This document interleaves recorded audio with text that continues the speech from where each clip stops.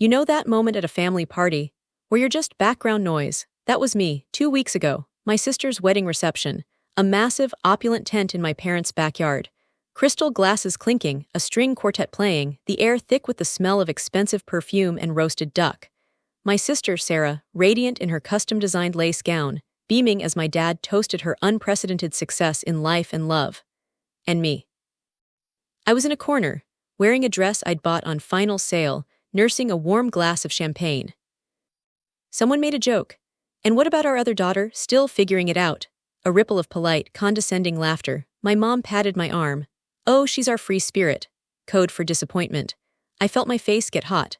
I was about to slip away when an older man, a friend of my grandfather's I hadn't seen in years, caught my eye. He moved through the crowd, took my hand in both of his, and pressed a small, thick envelope into my palm. His grip was firm. He leaned in, his voice a gravelly whisper. Your grandmother would be so proud of the person you've become. Don't let them dim your light. Read this when you're alone. Then he was gone, swallowed by the crowd. The envelope felt heavy, like a secret.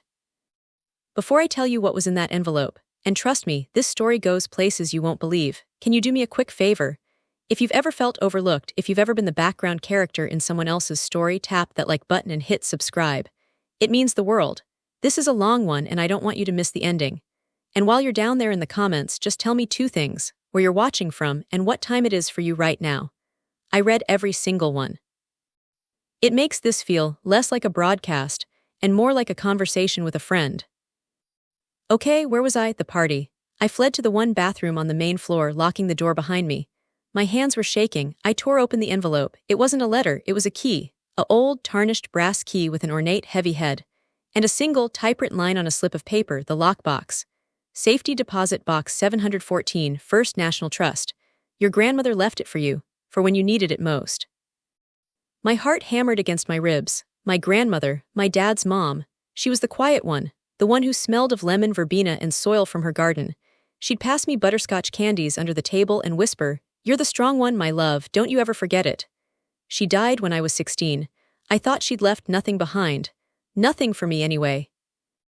This is the part where I need to rewind. You have to understand the backdrop. The canvas of my life they kept painting over with their disapproval. My parents' house wasn't just a house. It was a monument, a sprawling 5-bedroom colonial in this pristine, manicured suburb.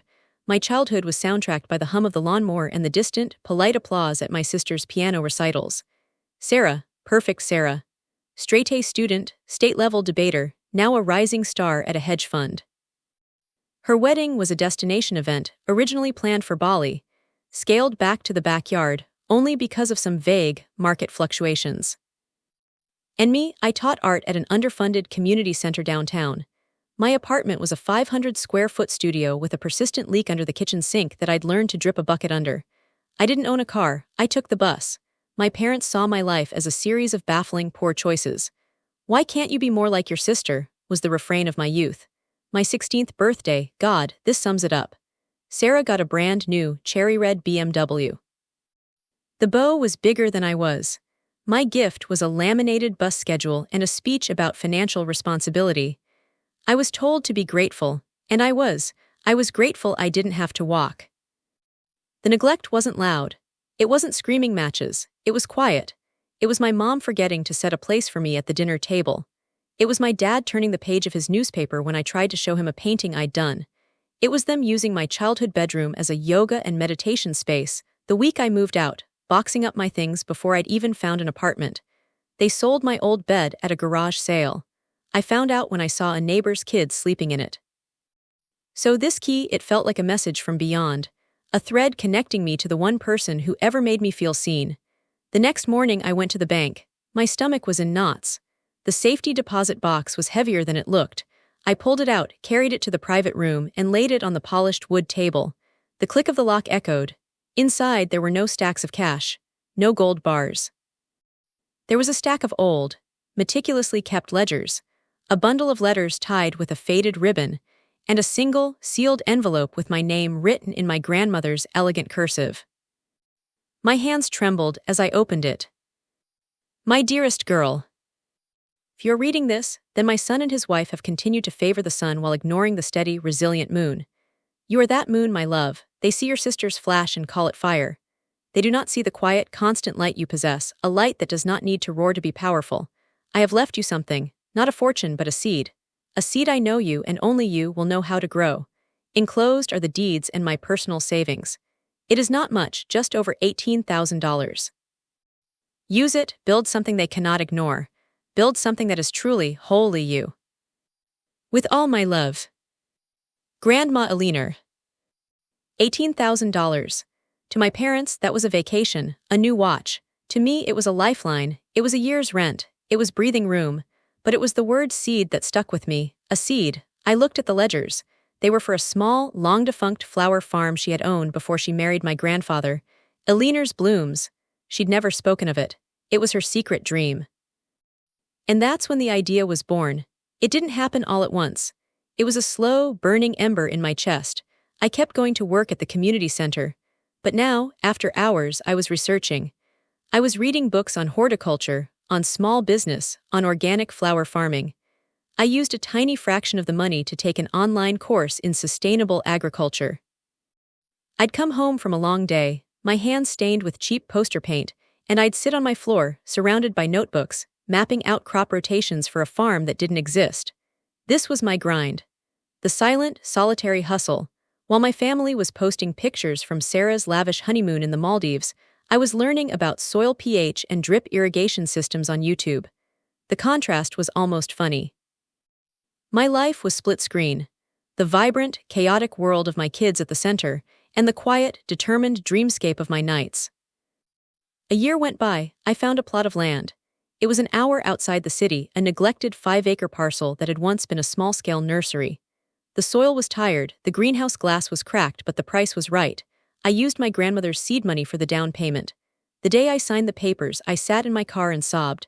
They were tears of fear, of exhaustion, but mostly of a fierce, terrifying pride. I named it Elinor's Legacy Blooms. I didn't tell a soul in my family. The next 2 years were a blur of physical labor and financial terror. I kept my job at the center, working there from 8 to 4, then driving to the farm and working until well after dark. I learned to fix the greenhouse. I planted my first test beds of lavender, snapdragons, and specialty roses.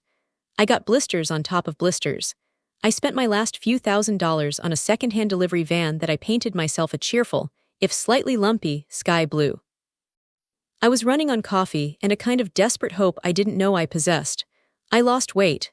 I had perpetual dirt under my fingernails, and I was happier than I had ever been. And then the first twist, the one that changes everything.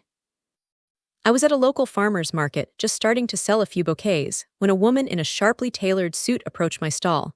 She wasn't looking at the flowers. She was looking at my van, at the name painted on the side. Elinor's Legacy Blooms, she read aloud. Any relation to the original Elinor Shaw? My breath hitched. Shaw was my grandmother's maiden name. She was my grandmother, I said, my voice tight.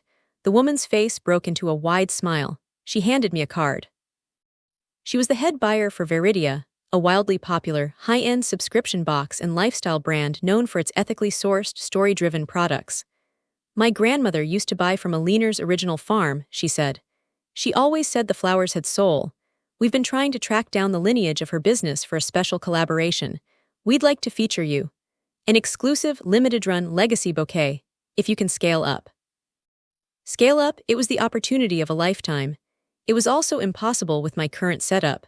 I needed a proper irrigation system. I needed to hire help. I needed more land. I needed capital. I was so close, but that final hurdle felt like a mountain. I went to 3 different banks. I was rejected by all of them. A small-time flower farmer with a primary job as a community art teacher, I was too big a risk. Desperate, I did something I swore I would never do. I went to my parents. It was a Sunday. They were sitting in their pristine sunroom, reading the Financial Times. I laid it all out, the inheritance, the farm, the Veridia offer. I showed them the business plan, the projections, the contract from Veridia. I was practically vibrating with a mixture of fear and excitement. This was my moment. This was me, finally showing them I was more than a free spirit. My dad put down his paper. He didn't even look at the paperwork. He looked at my mom and then back at me with a sigh of profound disappointment. So you wasted your grandmother's little nest egg on a dirt plot, and now you want us to bail you out of this fantasy? My mom chimed in, her voice syrupy with condescension. Honey, we just don't want to see you get hurt. This isn't practical. Why don't you focus on finding a stable career? Maybe go back to school for accounting. The rejection was a physical blow. It knocked the air out of me. But then my dad said something else. Something that at the time felt like a final, cruel dismissal. We have our own financial commitments to consider. Sarah and Mark are looking at houses in a very competitive market. We need to be liquid to help them with their down payment. We can't tie up money in a flower stand. I drove to my farm, sat in the middle of my lavender field and cried until I had no tears left. I felt so stupid for thinking, even for a second, that they would see me, really see me. I was about to call Viridia and decline the offer when my phone rang. It was my sister. Her voice was chirpy, oblivious. Hey, just wanted to give you a heads up. Mom and Dad are finally selling the old house. The closing is in a month. You might want to swing by and grab anything you left in the attic. The new owners are probably going to gut the place. The world tilted. The childhood home. The one with the treehouse my grandfather built. The one with the kitchen window where my grandmother and I would watch the birds. The one with my initials carved secretly in the closet floorboard. They were selling it, and they hadn't even bothered to tell me. Why? I managed to whisper, my throat tight. Oh, it's too big for them now. And honestly, the money is going to be a huge help for Mark and me. The market is insane right now. Dad says we can get almost $1.2 million for it. Can you believe it? I couldn't speak. $1 million too. They were selling my childhood, my memories, the last tangible connection to my grandmother for my sister's down payment. To fund her perfect, opulent life. The injustice of it was a cold, sharp blade. It didn't just hurt. It crystallized something in me. It turned my pain into resolve, my grief into fuel. I hung up the phone. I didn't cry. I stood up, brushed the dirt from my knees, and I looked at my land. My grandmother's land. And I knew what I had to do. I drove back into the city, but I didn't go home. I went to the one place I knew I might find an ally, the old family friend who had given me the key, Mr. Abernathy. Lived in a cozy, book-filled apartment that smelled of pipe tobacco and old paper. I told him everything. The farm, the Viridia deal, the bank rejections, and now the sale of the house. He listened, his wise old eyes never leaving my face. When I finished, he just nodded slowly. Elinor always said you had her fighting spirit, he said. And she was a shrewd businesswoman, far shrewder than your father. He leaned forward. The banks won't lend to you because you have no significant collateral. But you will. What do you mean? I asked, confused. The house, he said simply. Your parents are selling it, but they don't own it outright. I stared at him, not comprehending. When your grandfather died, he left the house in a trust, a very specific trust. He was a kind man, but he was not a fool. He saw the favoritism even then. The trust stipulated that the house could only be sold with the unanimous consent of all living direct descendants. That means you, your sister, and your parents. All four of you must sign. And he left one more clause. A right of first refusal, at a 20% discount from the market price, to any descendant who wishes to purchase it for the purpose of creating a family-based enterprise. The room spun. This was the second twist, the legal twist I never saw coming. My grandfather, the quiet, gentle man I barely remembered, had built a trapdoor into our family's foundation, a trapdoor only I could access. They never told me any of this, I stammered. Of course they didn't, Mr. Abernathy said with a sad smile. They assumed you'd never find out, or that you'd just sign whatever they put in front of you. The closing is in 2 weeks. You need a lawyer, and you need to act fast. The next 48 hours were a whirlwind. I found a lawyer, a fierce woman named Rita who specialized in estate law. She confirmed everything. My parents had committed a serious breach of fiduciary duty by not informing me of my rights. Rita sent a sharply worded letter to my parents and their real estate attorney, halting the sale immediately and invoking my right of first refusal. The explosion was nuclear. My phone blew up. First, it was my mother, hysterical. How could you do this to us, to your sister? You're ruining her future. Then my dad, cold with fury. This is a childish, vindictive stunt. You will sign over your rights immediately or you will no longer be welcome in this family. Finally, Sarah, sobbing. My dream house, you're stealing my dream house. You've always been jealous of me. I let them rage. For the first time in my life, their words had no power over me. I had the law on my side. I had my grandmother's belief in me. And I had a business to save. The negotiation was set for a lawyer's office, a sterile, beige room that felt like a courtroom. My parents and Sarah sat on one side, their faces a mask of thunderous betrayal. I sat on the other, with Rita by my side. I was terrified, but I kept my back straight. I pictured my grandmother sitting beside me. My dad started. "This is absurd. We are selling the house. You will sign the papers. This right of first refusal is a technicality. You can't afford the house anyway. This is just you throwing a tantrum." Rita slid a document across the table. "My client is exercising her right.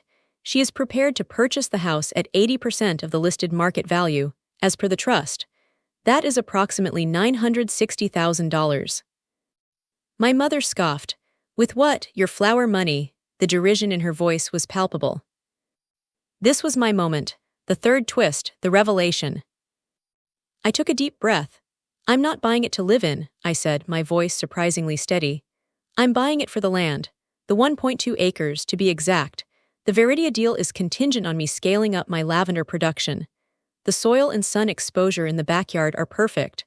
I'll be subdividing the lot, selling the house itself on the market, and using the land for Aliner's legacy blooms." The silence in the room was absolute. You could have heard a pin drop. They were selling my past for my sister's future, and I was buying it back for my own. You want to turn our home into a farm," my sister whispered aghast. "You're going to dig up Mom's rose garden." "Yes," I said simply, "I am." They had no choice. The trust was ironclad.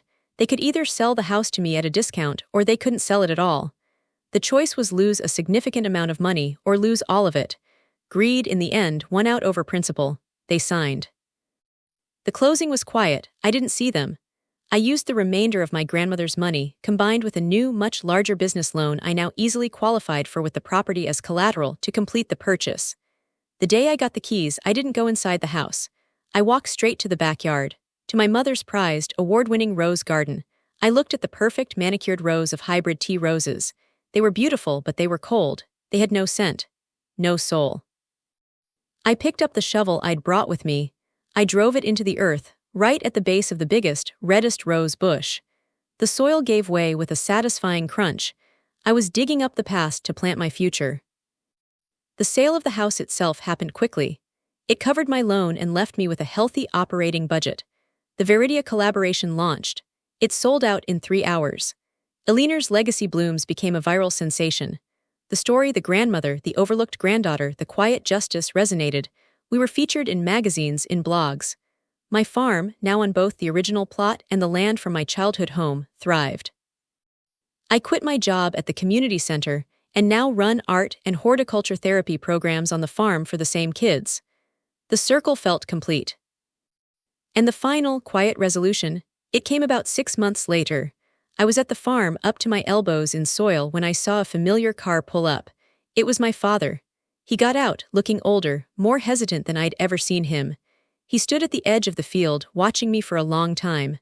Finally, he walked over. He didn't apologize, that's not their way, but he said, "Your grandmother, she always saw something in you. I think I'm starting to understand what it was." He paused, looking out over the sea of lavender, the buzzing bees, the vibrant, messy, alive beauty of it all. The house, it always felt so empty after she died. I think she'd be happy to see life in this soil again. It wasn't forgiveness. It wasn't a grand reunion, but it was an acknowledgement, a crack in the wall, and for now, that was enough. For now, it was everything. So that's my story. The story of how my parents sold my childhood home without telling me, and how I ended up buying it back. It taught me that your worth isn't determined by the people who fail to see it. That quiet strength is still strength. And that sometimes, the greatest inheritance isn't money, it's a seed of an idea, and the fierce, stubborn love of someone who believed in you before you even believed in yourself. If you've made it this far, thank you. Truly, you witnessing this, it's part of my healing. So one last time, if this story meant something to you, let me know in the comments. Tell me about a time you felt underestimated. Tell me about your quiet dream. Let's be a community of moons shining for each other. I'll be reading, I promise. And then things got even quieter, more profound. That visit from my dad, it wasn't a floodgate opening. It was a single, slow drip. But even a drip, over time, can change the shape of a stone. He started coming by the farm every other Sunday. Not to talk, not at first. He'd just show up. He'd stand at the edge of the field, his hands shoved deep in the pockets of his chinos, looking so out of place amidst the wild, fragrant chaos of my lavender. I'd nod at him from where I was weeding or harvesting, and he'd give this curt, almost embarrassed nod back. For weeks, it was just that. A silent, shared space. Then one Sunday, I was struggling to repair a section of the deer fencing. The post was stubborn, refusing to sink into the hard-packed earth. I was sweating, my muscles aching, on the verge of frustrated tears. Without a word, my dad walked over. He took the heavy mallet from my hands.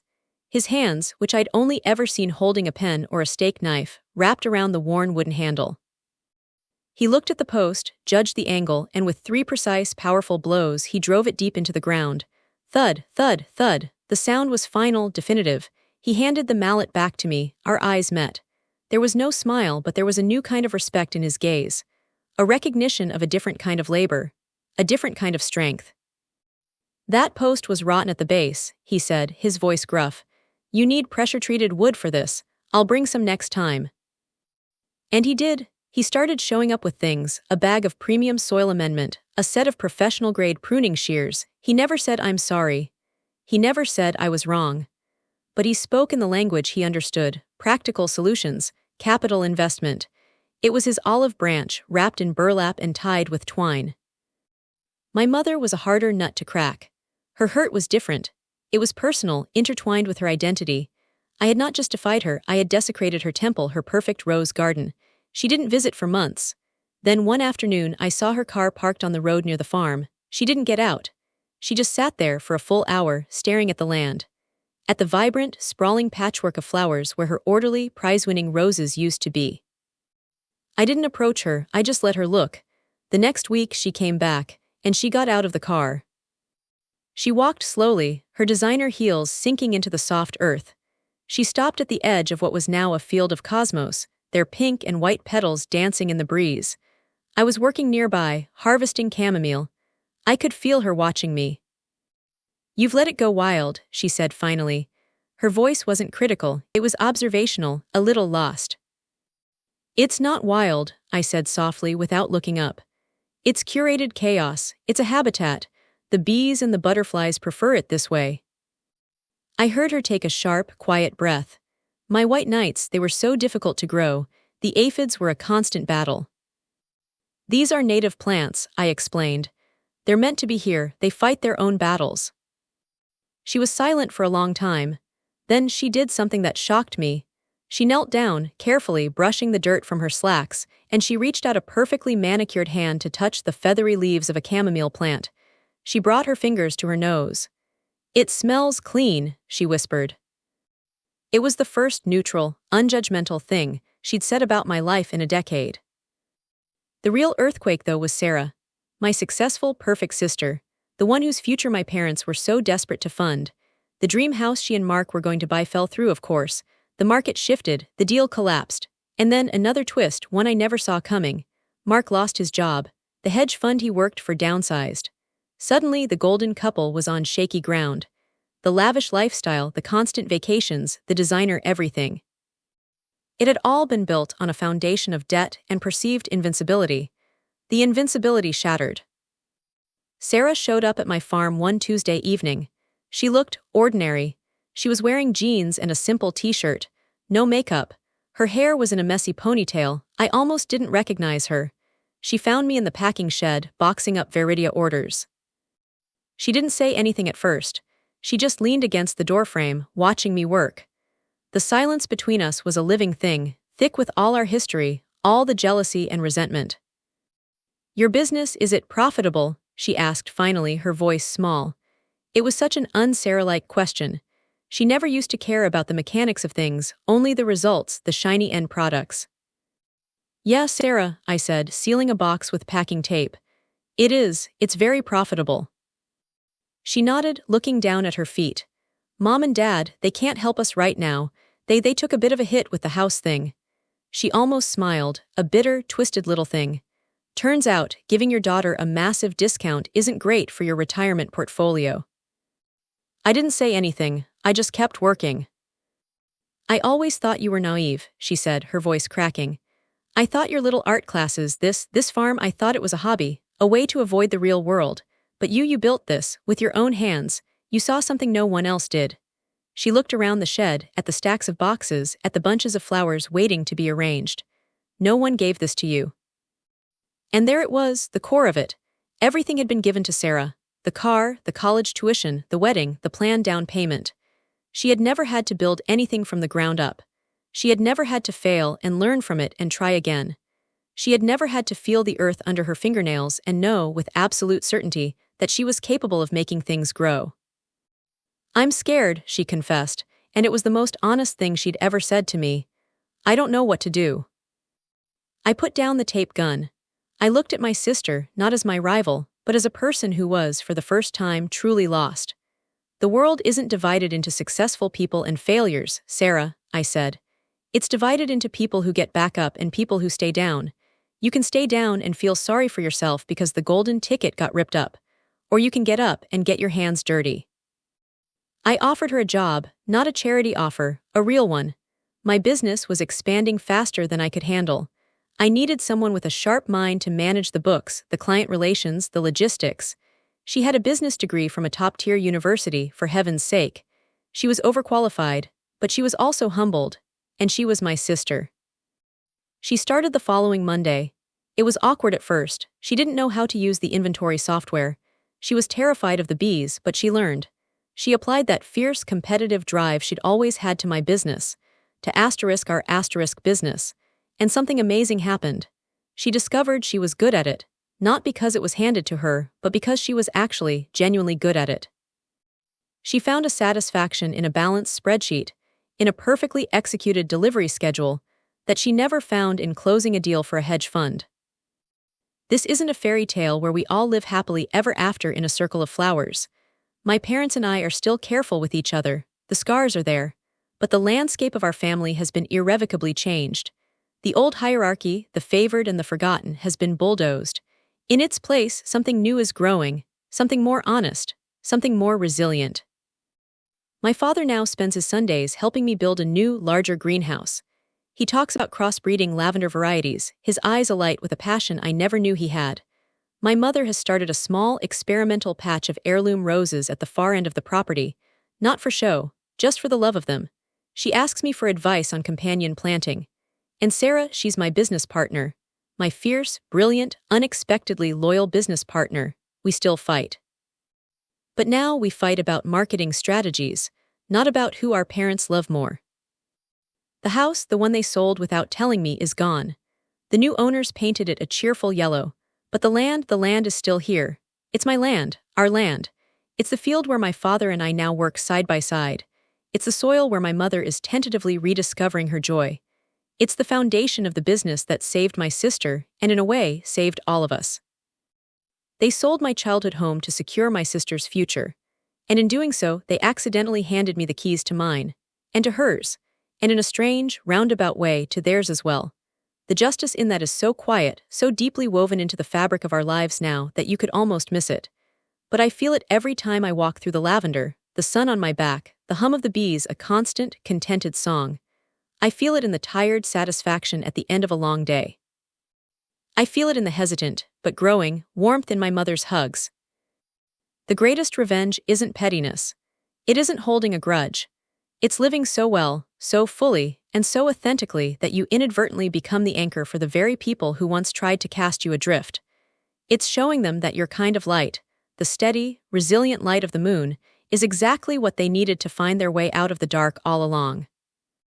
And if you're out there, watching this, feeling like the background noise in your own story, just remember, your key is out there.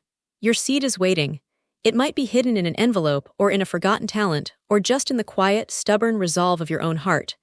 Don't stop digging for it. Your landscape is waiting to be changed. Thank you for staying with me through all of this. Your comments, your stories, they're part of my field now. They're part of what helps me grow, so keep them coming. Tell me what you're building. I'm still reading. I always will be. The strangest part of it all wasn't the success or the quiet reconciliation. It was the echoes. The way the past started whispering back, not with pain, but with a sense of profound, circular completion. It happened on a perfectly ordinary morning. The dew was still fresh on the petals, and the air was cool with the promise of a warm afternoon.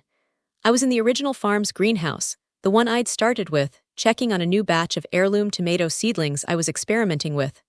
My phone buzzed, a notification from the community center where I used to work. They were having their annual fundraiser, and the director, Maria, had sent a mass email pleading for donations. They were in danger of closing their arts program, my art program. A cold knot tightened in my stomach. I thought of the leaky roof in the painting room, the cracked linoleum floors, the way we had to ration supplies. I thought of Miguel, a quiet boy who discovered a talent for sculpture using discarded wire and old newspapers. I thought of Leela, who sang show tunes at the top of her lungs while she painted. That place, with all its flaws, was a sanctuary. It was my first garden.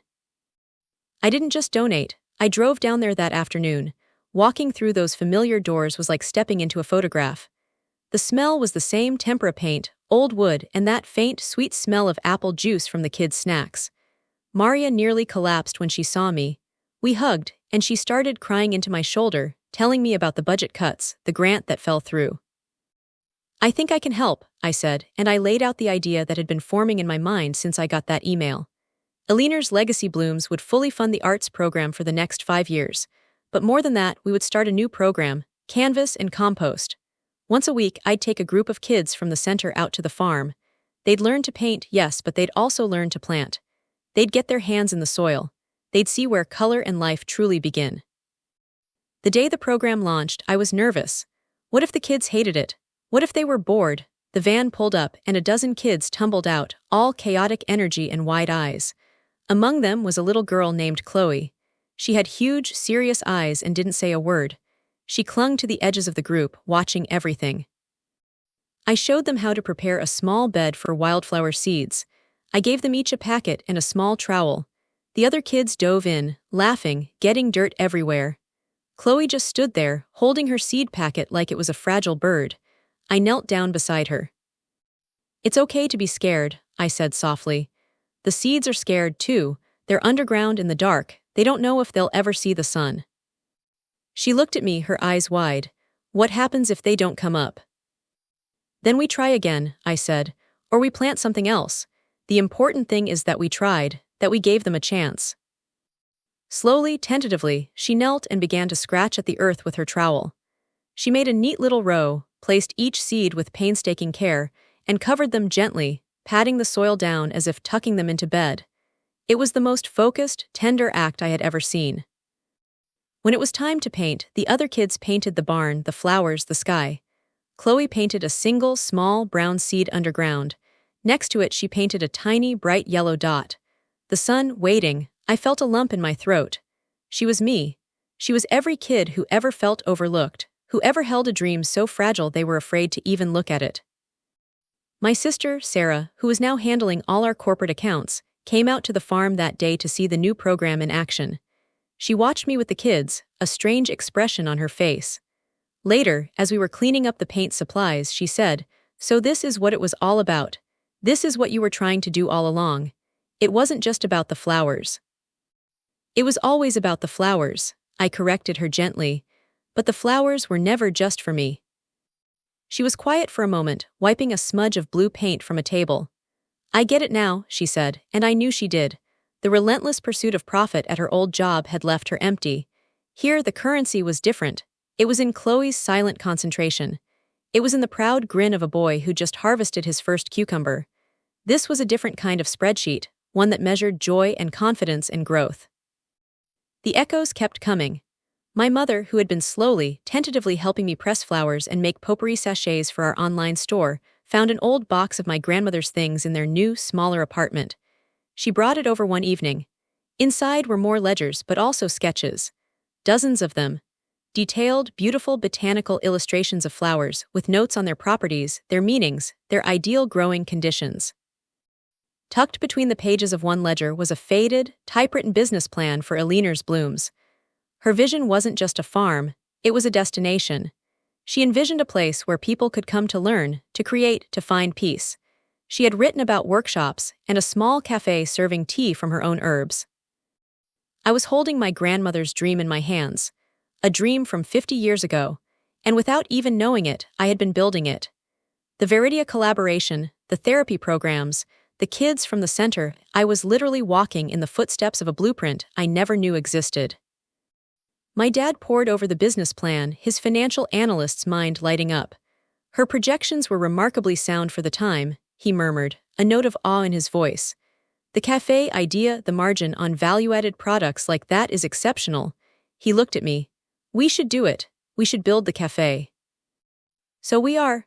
We're converting the old packing shed into a bright, airy space with big windows looking out over the lavender fields. We'll serve tea and lemonade made from our own herbs and simple cakes. My mom is designing the menu.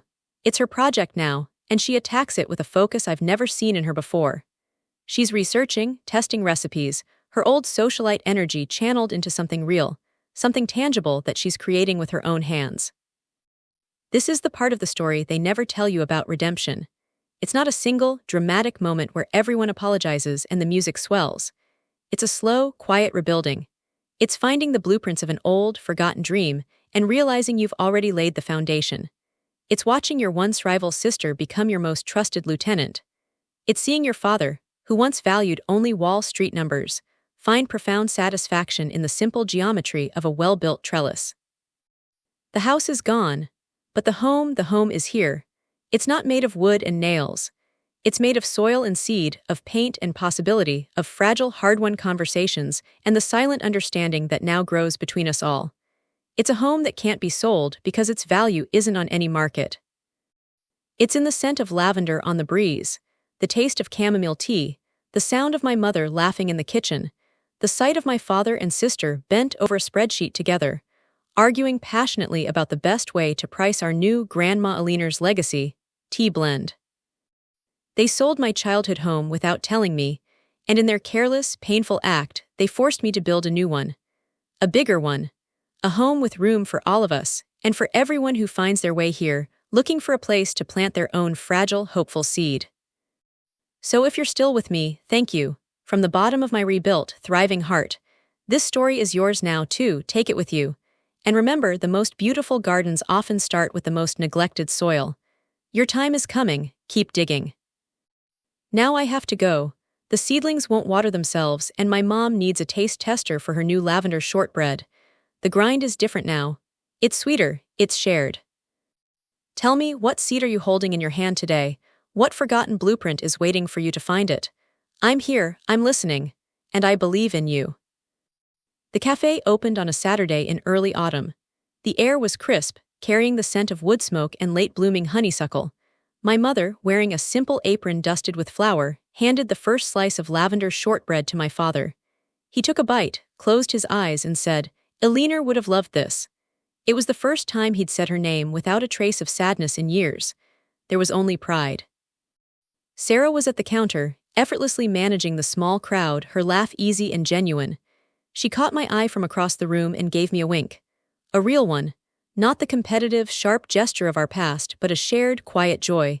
We had built this, together. And me, I slipped away for a moment. I walked to the far edge of the property, to the patch of land that was once my mother's pristine rose garden. Now, it was a wild, thriving patch of native flowers and herbs, and in the very center, we'd placed a simple, smooth river stone. Engraved on it were just 2 words, "Thank you." I knelt down and pressed my palm against the cool, damp earth. I could feel the vibration of life beneath the surface, the roots intertwining, the worms turning the soil, the million tiny processes of growth and decay and regrowth. This was the inheritance. Not the money, not the land, but this deep, abiding understanding that from neglect, resilience can grow. From silence, a stronger voice can emerge. And from a single, hidden seed of belief, passed from a grandmother to a granddaughter, an entire forest can eventually thrive. The world keeps spinning. There will be frosts that threaten the seedlings and storms that test the strength of the greenhouse. There will be difficult days, but the foundation is solid now. It's built on something real. I stood up, brushed the dirt from my knees, and turned back towards the warm light of the cafe, towards the sound of my family, towards the life I had chosen and fought for and won.